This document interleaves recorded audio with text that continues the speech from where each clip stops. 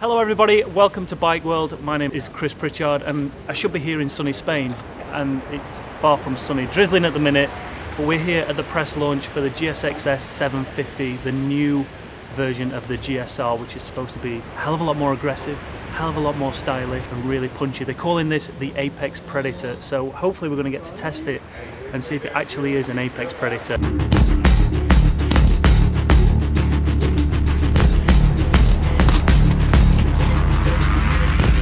I've got to admit, the blue is my favourite colour. They also do it in a red, and they're also doing a special edition black, which they're calling the Phantom.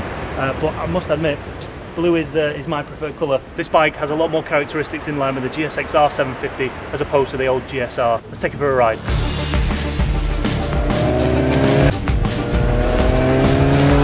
So we've just reached the second photo stop of the day, and wind has picked up, the rain has picked up, and the roads are becoming damp again. So we're not really going to get to push this bike as hard as we'd like to. Having said that though, the opportunities that we did get to push it, it gripped really well, it's really nimble in the corners, it's a really nice bike to ride, nice and easy to ride, and the Bridgestone S21 tyres that are on it offer a lot of grip, even in this kind of damp and greasy condition, and the Spanish roads are renowned for being very greasy, very slippery, but on this bike it's very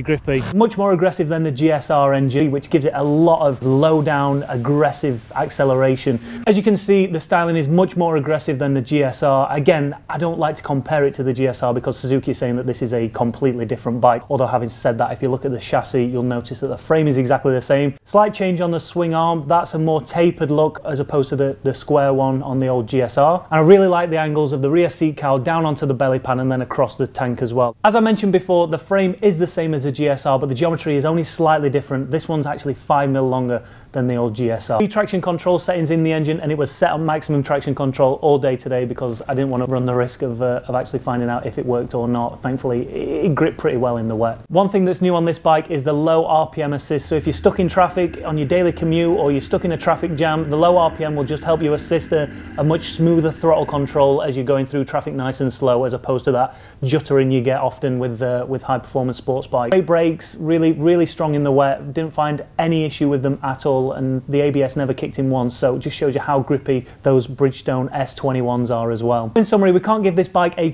full review because of the weather conditions, but the weather conditions that were given to us, this bike excelled in them.